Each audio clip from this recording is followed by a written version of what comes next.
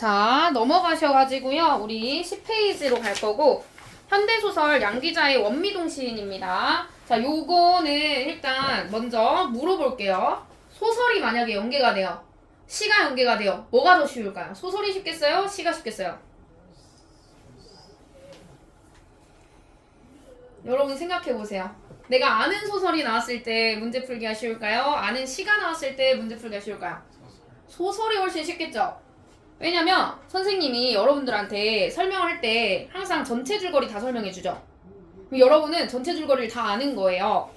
그러면 읽고 풀지 않아도 되겠죠. 거의 그 급으로 나와요. 고전소설 말고 현대소설은.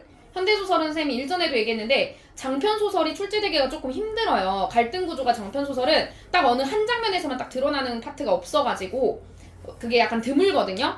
그래서 거의 다 단편소설인데 단편소설에서 가지고 오려고 해봤자 단편소설이 짧기 때문에 어쩔 수 없이 겹칠 수밖에 없거든요. 이것도 그래서 거의 그대로 나왔어요.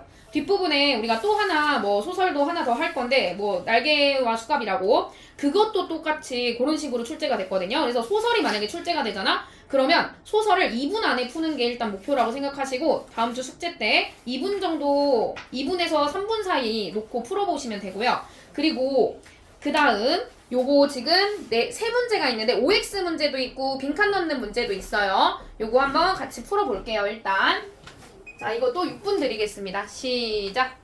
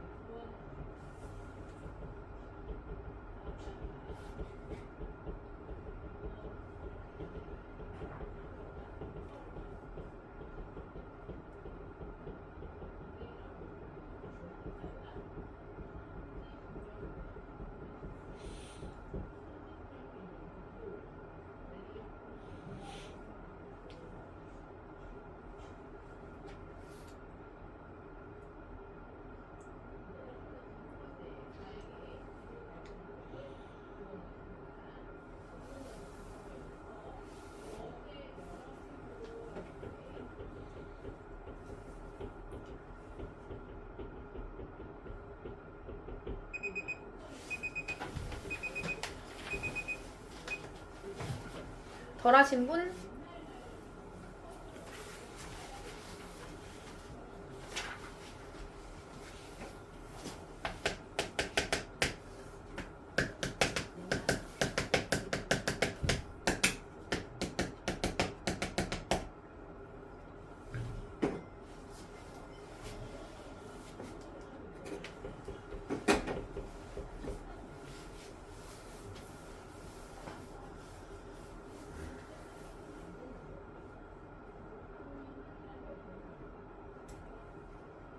너 오늘 거 어제 보낸.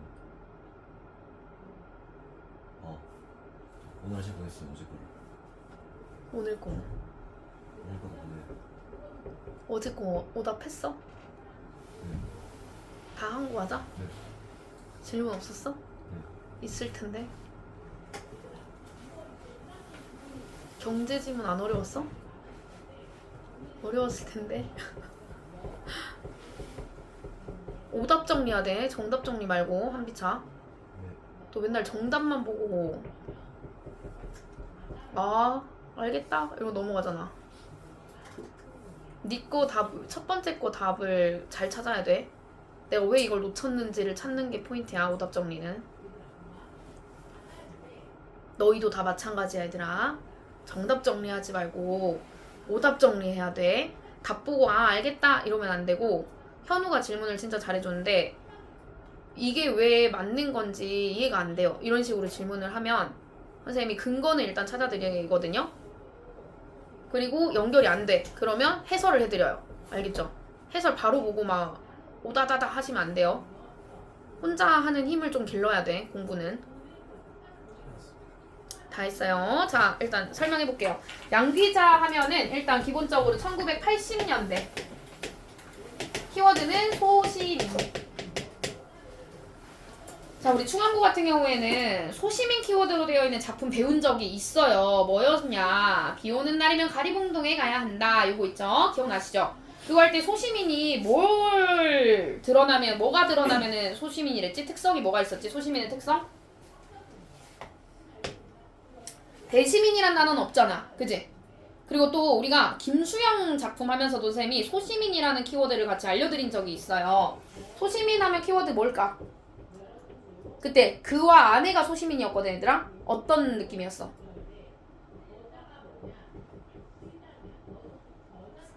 지갑 막 열었다 닫고 그거 뭐라 그랬어? 속물적이다. 이거 기억나요? 속물적인 거는 소시민의 가장 큰 특성이거든요. 속물적이다라고 하는 거는 돈을 밝힌다 이런 의미로 생각을 하시면 좋아요. 그리고 세속적이다 이런 뜻이거든요. 그래서 현실이 너무 찌들어서 내가 제일 힘들고 내가 제일 지금 돈이 없고 내가 제일 좀 속이 좁은 거 있죠. 그게 속물적인 거예요. 이해되죠? 그래서 이런 사람들은 어쩔 수 없이 이해타산적이다 라는 성격이 같이 오거든요. 이해타산적인 거는 같은 말이 계산적인 거야. 그러니까 내가 어떤 행동을 하려고 할 때에도 나한테 손해되는 게 없는지 이걸 따지고 나한테 이득이 되는 행동만 하고 손해되는 행동이면 안 하는 게 소시민이에요. 그러면 이 작품에서 소시민 누군 거 같니 얘들아? 보니까 김반. 그렇지. 김반장이 소시민이에요. 그쵸? 왜냐면 친구한테 사실 정의로운 행동을 하려면 친구인 몽달씨가 그렇게 공경에 빠져있을 때 그 친구 구해주거나 신고를 해주거나 해야 되는데 자기한테 조금이라도 피해가 올까봐 아예 그냥 셔터를 닫아버렸죠. 이런 게 소시민적인 어떤 모습인데 이 소시민들의 삶을 비판하려고 하는 게 아니라 양귀자는 그들의 삶을 애정어린 시선으로 바라봐요. 그래서 양귀자 하면 지금 여기 제목에도 나와있는 이 원미동이라는 게 키워드거든요. 제목이 원미동 사람들이라는 소설집이 있어요. 연작 소설이에요. 요게 항상 출제가 되는 편이에요. 그래서 이게 80년대 원미동의 실제 지명이거든요. 지금도 있는 곳인데 원미구 원미동이라고 부천에 있어요. 우리 서울이라고 하는 대도시 옆에 있는 도시들을 우리가 위성도시라고 하거든요.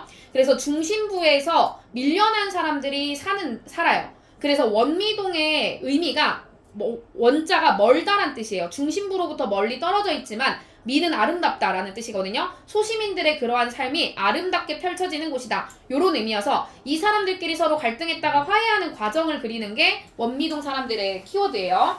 그래서 여기서도 김반장을 이제 나라고 하는 애가 서술을 하는데 얘가 7살짜리 여자애야.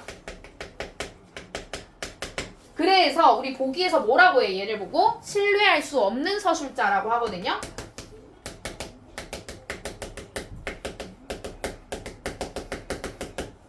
자, 왜 신뢰할 수 없다라고 하냐면요. 우리 보기에서 보셨겠지만 어른들의 세계에 대해서 관찰자 역할을 하는데 어린아이다 보니까 순수한 시선으로 세상을 바라봐서 어른들의 세계를 제한적으로 인식한대요. 즉 어른들의 세계를 온전하게 다 인식할 수가 없다 요 말이지. 다 이해를 못해요. 근데 어린아이답지 않게 눈치 빠른 모습들도 보여요.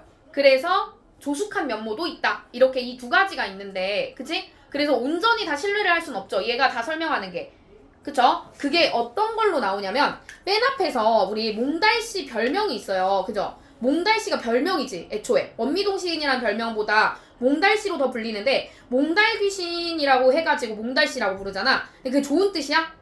안 좋은 뜻이지. 그리고 또 그 다음에 고흥댁 아줌마가 뭐라고 하냐면 아빠가 재혼했는데 거기에 지금 왜 같이 사느냐 바보 같다 뭐 팔불출이다 이렇게 얘기하잖아. 그치? 근데 그거에 대해서 내가 그걸 이해해 못해.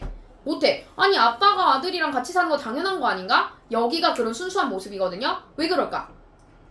자, 우리 27살짜리 남자가 부모님하고 같이 산다라고 하는 게 지금은 집값이 너무 비싸니까 서울에선 그럴 수 있거든요. 근데 지방에서 그러는 경우는 거의 없어요. 왜냐? 27살이면 뭐 해야 돼, 얘들아? 이제 직장 다니고 독립해야 될 나이야. 심지어 80년대야. 그럼 뭐 해야 될 나이야? 결혼 이미 했었어야 돼요. 그쵸? 근데 독립을 못했다라고 하는 걸 드러내주는 거라 어른들이 볼 때는 그게 이해가 안 되지. 근데 내가 볼 때는 아니 아들이랑 아빠는 원래 같이 사는 거 아닌가? 이렇게 보는 거야. 이해되죠? 그런 면모들이 좀 있다. 근데 김반장 대하는 부분에서 자기 언니 때문에 자기한테 잘해줬다가 지금은 언니가 떠나니까 나한테 잘 안 대해주지. 그래도 괜찮아 이렇게 하는 거 있죠. 그런 게 또 조숙한 면모긴 해요. 그래서 김반장이 또 속물적이기도 하죠. 본인한테 이득이 되는 행동만 하는 거니까. 이해되죠? 그래서 이때 김반장을 나가 처음에는 어떻게 인식하냐면 씩씩하고 재미있는 사람이라고 인식을 했다가 그날 밤 사건을 겪고 나쁜 사람이다 라고 인식하게 되죠. 그죠? 그날 밤 사건이 불량배들한테 몽달씨가 흠씬 두들겨 맞게 된 일을 나타내 주는 건데 그때 김반장이 모르는 척 했던 걸 나는 보고 있었어요. 근데 몽달씨가 그래서 몸져 누웠는데 금방 돌아와가지고 예전처럼 김반장을 용서하고 김반장을 똑같이 도와주고 있는 거야. 그래서 나는 그게 이해가 안 돼가지고 막 뭐라고 하지. 그치? 얘는 나쁜 사람이야 라고 하니까 그러면 안 돼 라고 얘기하죠. 대답 안 하죠. 그죠? 아니야 라고 하고 근데 그쵸 맞죠 계속 하니까 슬픈 시가 있는데 들어볼래 하면서 시를 하나 읊어주는데 그때 은사시나무 이야기를 해요. 은사시나무를 뭐에다 비유를 해놓은 시였어? 박해받는 순교자에 비유한 시를 읊어줘요. 순교자는 얘들아 어떤 종교적인 진리를 찾아서 희생하는 사람들을 뜻하거든요. 그 우리 순례잡길 할 때 막 산티아고 가서 한 달 동안 막 걷고 오고 이러잖아. 예수가 그 뭐냐 십자가 지고 간 그 길을 그런 사람들을 우리가 순례자, 순교자라고 부르거든요. 특히나 자기를 희생하는 사람들이 순교자예요. 희생이 포인트가 될 때. 그래서 박해받는 순교자라고 할 때 이게 곧 몽달씨를 드러내주는 거죠. 그래서 자기는 어때? 친구이기 때문에 이 정도의 상처는 감수하고 여전히 김반장이랑 친구로 지낼 거야 라고 하는 인식을 요 시를 통해서 드러내주는 거예요. 이해되죠? 내가 참고 희생할 거야 이렇게 얘기하는 거죠. 그래서 이 몽달씨가 읊어주는 이 시를 듣고 이제 나가 눈물을 짓는 그런 작품이라고 보시면 되고 나와 몽달씨의 글에서 어떤 정신적인 교감이 두드러지는 작품이에요. 자, 여기까지 오케이? 여기가 거의 겹치거든요. 뒤에 여러분이 문제 풀 때. 그래서 이것도 똑같이 얘들 아까 얘기한 대로 3분 정도 잡은 다음에 문제 한번 3분 잡고 풀어보고 그 다음에 근거 한번 찾아보세요. 자, 일단 17번에 X55 답은 자 18번에 한비차 4번 아니에요. 이거 많이 틀리더라고요. 김반장이 몽달씨에게 한 일. 자, 모른 척한 거지. 그거 정의롭지 못하다라고 하는 거니까 이치에 맞느냐 틀리냐는 알고 있는 거지. 그치? 도리가 아니잖아. 친구에 대한 도리가. 너 막 제일 친한 친구가 맡고 있는데 거기서 모른 척하고 갈 거야? 그 친구가 도와달라고 하는데? 어떤 느낌인지 알겠어? 자, 이거 얘들아 엄청 많이 틀렸는데 선생님이 누누이 얘기한다. 보기는 보기 문제가 나오면 보기의 키워드가 있다고 했지. 답 몇 번일까? 5번이요. 아니야. 5번도. 김반장이 자신을 대하는 태도가 변한 이유 알고 있잖아. 언니가 갔기 때문인 거. 근데 모르는 척한다. 조숙한 거죠. 눈치 빠른 거니까. 원래 아이들은 눈치를 볼 필요가 없는데 얘는 눈치를 본다라는 소리니까.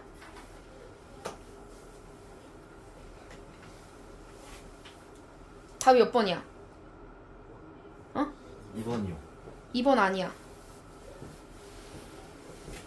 봐봐. 고흥땡 아줌마 말을 이해 못한다는 점에서 어른들의 세계 제한적으로 인식하는 거 맞잖아. 이해를 못하니까. 어른들의 말을. 그런 점에서 답이 몇 번이겠니 얘들아?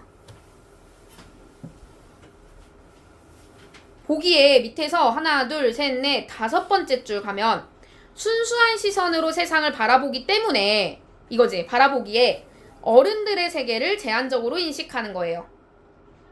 답이 3번이거든요. 27살짜리 남자랑 친구로 지낸다라는 게 순수한 시선인 거야 얘들아. 어른들의 세계를 제한적으로 인식해서 27살이랑 친구하는 거야? 어른들의 세계를 몰라서 27살이랑 친구한다 이 말이야? 아닌 거지. 그렇지. 그래서 X야. 순수한 시선이 여기서는 어른들의 세계를 모른다라는 뜻이야. 그쵸? 보기에 따르면. 그거랑 연결 안 되는 거 알겠어요? 연결돼요 여러분? 요거 많이 틀리더라고요. 보기를 이해를 못해서 많이들 틀리더라고요. 보기를 그래서 얘들아 꼼꼼하게 봐야 돼요. 보기 문제는. 알겠죠? 순수한 시선이라고 하는 것이 이유가 돼서 제한적으로 인식한다. 이게 포인트죠. 그럼 제한적으로 인식하는 파트가 나야 되는데 친구하는 건 인식하는 파트야 얘들아? 아니잖아. 그치? 나의 인식이 드러나는 게 아니니까. 이해되죠? 자, 19번은 여기 칠판에도 있는 것처럼 A 파트는 씩씩하고 재미있는, B는 나쁜. 이렇게 골라주시면 되고, 그 다음에 12페이지 아까도 얘기했어요. 2분에서 3분 정도 걸린다라고 생각하시고 4문제 한번 풀어가지고 오세요. 그 다음에 한 장 더 넘어가셔서 14페이지 화학반응과 촉매 볼게요. 자, 이거는 선생님이 10분을 드릴 거예요. 자, 여기 뒷장에 27번까지 있는데, 자, 선생님이 아까 수능 특강 문제가 약간 좀 별로인 문제들이 있다라고 했었잖아. 27번이 그래요. 배경 지식이 좀 있어야 돼요. 여러분들 화학, 통합과학이나 중학교 때나 아니면 초등학교 때 고체, 액체, 기체, 상변화 배운 적 있죠? 그쵸? 그걸 조금 알아야 돼요. 고체, 기체, 액체의 특성을 좀 알아야 돼요. 아니면 상상을 좀 해야지 풀 수 있는 영역이 있어요. 27번 문제가. 그래서 이거는 10분 정도 드릴 테니까 지문 일단 해석하시고 문제 풀어볼게요. 시작!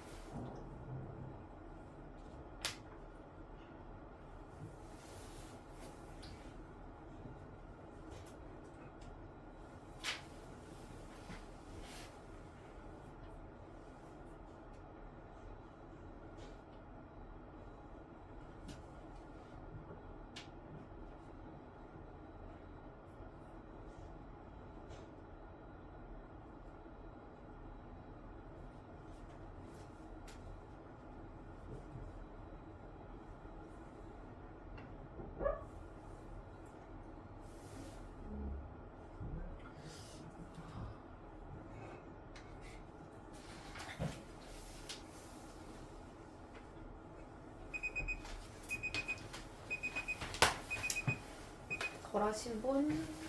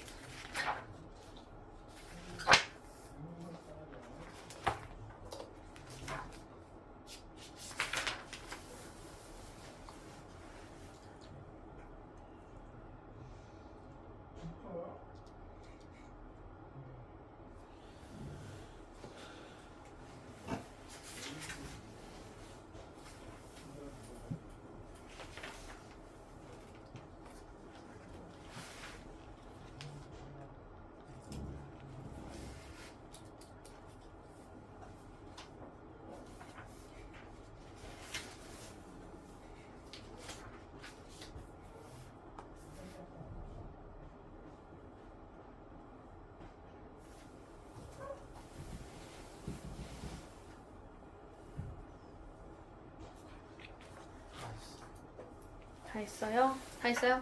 자, 같이 볼게요. 자, 이것도 문단별로 일단은 앞에 선생님이 써놓은 거 보고 일단 이해를 해봅시다.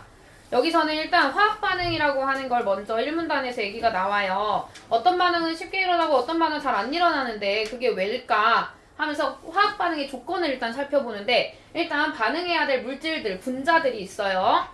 그 다음에 걔네들이 활성화 에너지 이상의 운동 에너지를 가지고 있어야지 됩니다. 그래야 화학 반응이 일어나요. 근데 이때 활성화 에너지라고 하는 게 화학 반응에 필요한 최소한의 에너지인데 크면 반응 속도가 느리고 작으면 반응 속도가 빠르다 이렇게 돼 있어요. 왜 그러냐? 활성화 에너지라고 하는 게 어떤 기준점인데 얘가 낮으면 이 뭐 1000가지 경우에 어떤 분자들이 있다면 얘네들이 낮으면 훨씬 더 많은 분자들이 얘보다 이상에 많겠죠. 근데 이 기준 자체가 높아버리면 아래에 훨씬 많아서 못 일어나겠죠. 화학 반응이. 그래서 그렇게 된다. 요거야. 근데 이때 촉매라고 하는 애를 이용하면 활성화 에너지를 조절해가지고 어떨 때는 반응 속도를 빠르게 할 수도 있고 어떨 때는 느리게 할 수도 있는 거거든요. 그때 빠르게 하는 애를 정촉매, 느리게 하는 애를 부촉매라고 한다. 그거의 사례로 질소와 수소가 결합해서 암모니아가 되는 게 얘기가 나와 있고 특히나 하버의 암모니아 합성법이라고 하는 게 촉매를 사용해서 공정으로 일어나 있죠. 그리고 이 지문의 가장 특이점이 왼편에 우리 나와 있는 그래프예요. 그죠? 자, 그래프 문제가 나오면 선생님이 그래프 문양보다도 뭘 많이 보라고 했었어, 얘들아. 가로축, 세로축 일단은 확인을 해야 된다. 그리고 여기에 안 나와 있는 정보가 있다면 써놔라 이렇게 얘기했었지. 그지? 그래서 지금 보면은 가가 비촉매, 나가 촉매 공정이야. 그지? 그래서 그래프가 슈슈슈슉 나와 있는데 활성화 에너지가 나일 때가 훨씬 줄어들어 있는 모습을 보여주고 있고 A, B, C 그 다음에 B' 이렇게 있는데 A, B, C가 원래 그냥 질소랑 수소가 결합했을 때의 암모니아가 되는 거죠. 그죠? 그 다음에 A랑 B', C가 촉매 공정인 거고 그쵸? 요렇게 되어 있는 표 설명이 2문단에 나와 있었어요. 그죠? 그리고 나서 3문단이 훨씬 더 중요했는데 3문단에서는 그래서 이 정촉매인 산화철이 어떤 역할을 하길래 활성화 에너지를 낮춰주느냐 라고 했는데 자 얘가 일단 여러 단계의 새로운 반응 경로를 만들어내는데 이때 이 새로운 반응 경로 안에 뭐가 포함되어 있냐 속도 결정 단계인 자 우리 요 경로에서는 질소가 쪼개지는 자 우리 분자가 쪼개지면 원자라고 하거든요. N2가 쪼개지면 N과 N으로 쪼개져야 돼요. 그죠?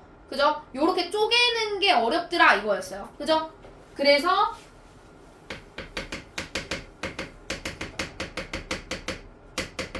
질소 분자 쪼개는 단계도 여기에 포함이 되어 있기 때문에 활성화 에너지가 낮아져서 반응 속도가 빨라지더라 이거였죠.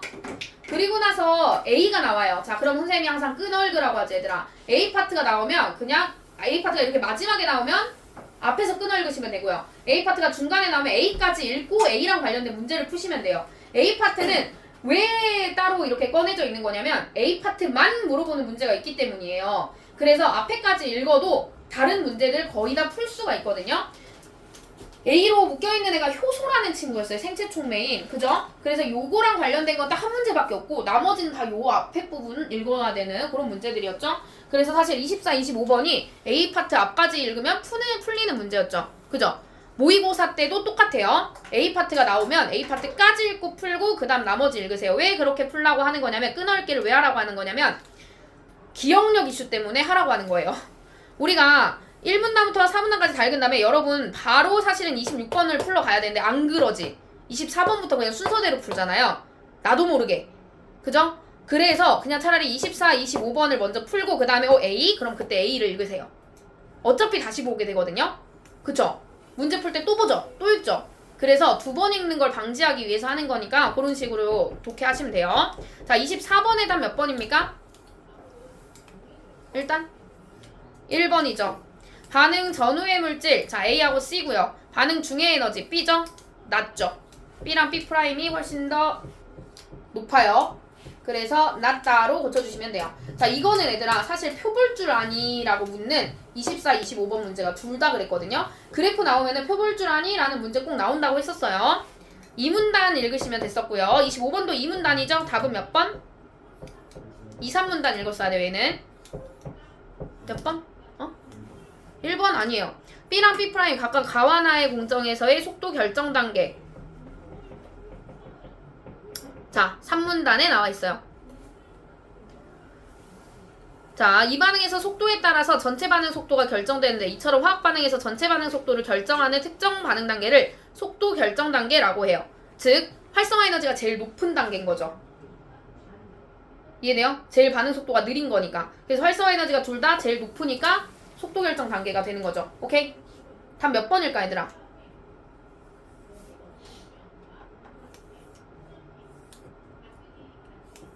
다른 거 하신 분? 5번이죠. 5번 어디가 있을까요? 같은 반응이라는 게 틀려요. 왜 그러냐면 3문단에서 두 번이나 나와 새로운 반응 경로를 만들어낸다고. 촉매가. 반응 경로가 다르다라는 건 반응 자체가 다르다라는 거거든? 그치? 새로운 반응이야. 그래서 반응은 다른데 걔가 하는 역할은 똑같은 거지. 질소분자 쪼개기라고 하는. 이해돼요? 근데 반응 자체는 다른 거야. 이해되죠? 단계랑 반응이랑 같은 말이 아니니까. 연결돼요? 현우 오케이? 또 이거 틀리신 분? 괜찮았어요? 넘어가도 될까요? 그 다음에 26번 풀어야 되는데 26번 같은 경우는 A 파트 읽어야 되는데 여기로 같이 설명할게요. 자, 효소에 대한 설명인데 단백질로 이루어져 있는 생체 촉매고요. 대부분의 효소들은 원래는 어떤 역할을 어떻게 되느냐, 온도가 올라가면 같이 반응도 빨라지고 반응이 더 잘 되는데 얘는 그렇지 않더라 이거예요. 생체 촉매는 35에서 45도씨 이외에는 단백질이 변형을 일으키기 때문에 요때가 가장 최적이더라 이거예요. 그 다음에 pH 농도에도 영향을 받는데 주변 pH에 따라서 단백질 구조가 변형이 일어나기 때문이다. 그래서 단백질로 이루어져 있기 때문에 효소에서는 이런 반응 온도나 pH 농도에 영향을 받는다 이거였고, 그리고 효소만의 특징으로 기질특이성이라는 게 있는데 기질이란 게 뭐냐? 반응물질이다. 여기에 나왔던 반응물질이다. 그래서 특정 또는 소수의 기질과만 결합하는 촉매 역할을 한다. 그래서 효소는 종류에 따라서 자기가 쪼갤 수 있는 애들이 한정적이에요. 그죠? 그래서 26번에 답 몇 번?